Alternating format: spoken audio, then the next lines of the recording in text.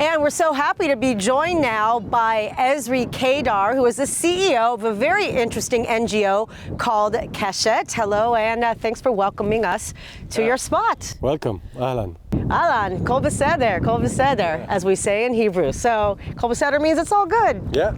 So, explain where we are and why this is such an important part of everything that you do. Okay, we are now in the small Bedouin village community called Nachal Chava. In Arabic they call El Fadai. And these people are, you can say, the last Mohicans or the last remains of the semi-nomadic culture of the Bedouins in the Negev Highlands.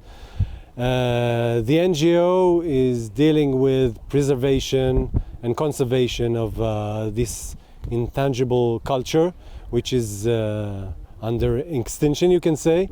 Like, if we don't preserve it, in 20 years this genuine Israeli culture will fade away and will be like other Bedouin communities north in around Be'er Sheva and places like that. And we think that it's worthwhile to preserve this culture. You know, a Bedouin friend of mine said, if you look at the desert and you don't see a camel in it, how do you know it's a desert? Very, very, very deep. Yeah. Explain a bit about, to our viewers, about the Bedouin culture, the nomadic nature of the Bedouin culture, which we know in today's modern times, many are not nomadic, but why is that such an important part of the Bedouin identity over so many centuries? Because when these people lived in the desert, they didn't have any other resources except the resources that here. If it's water, graze, the animals that they raise, everything, you have to be self-sustained. Nobody else can help you in anything. So the semi-nomadic culture was about getting and using these resources.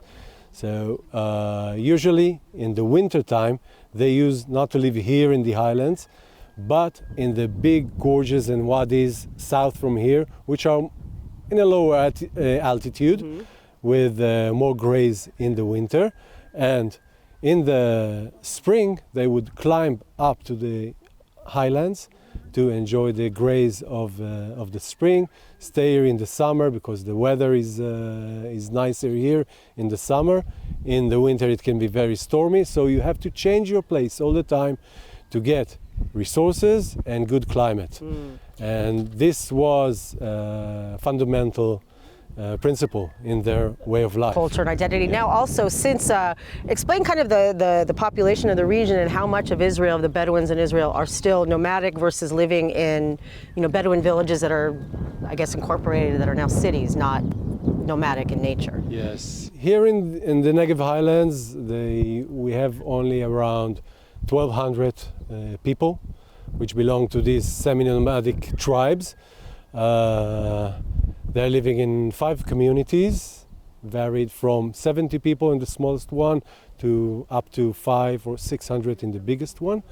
And actually the state of Israel wants now to recognize these communities as heritage communities and to see that they can preserve their way of life in their places, in this area.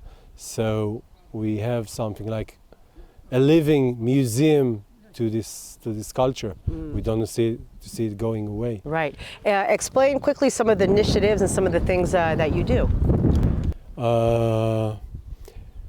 We see tourism and slow tourism and ecotourism as a tool to preserve this culture. So first, for the people themselves,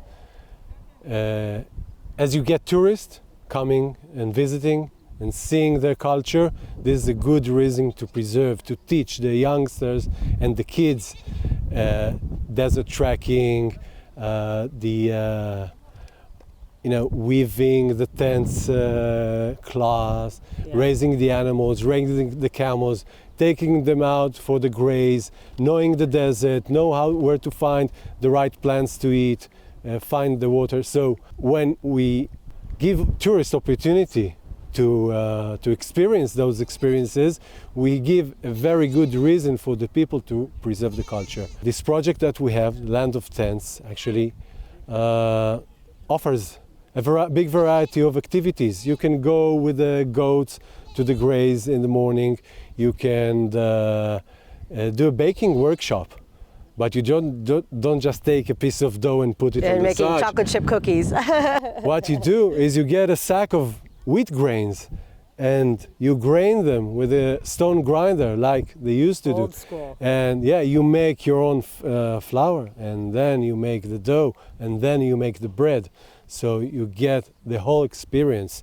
You can get dinners and sleepovers and excursion out to the desert to learn about trekking, to learn about the desert plants.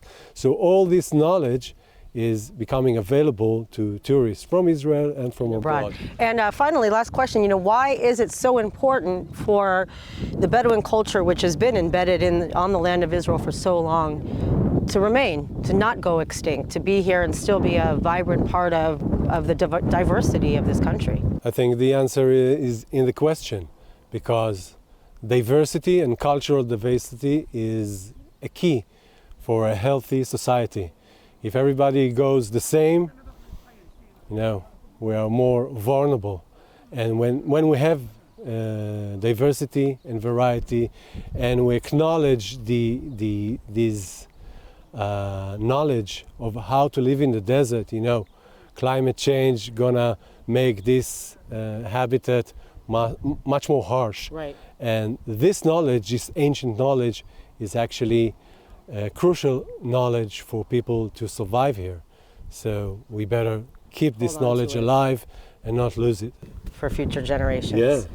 Well, thank you very much, Azri, and keep up the good work. You're really doing a wonderful service. Much appreciated.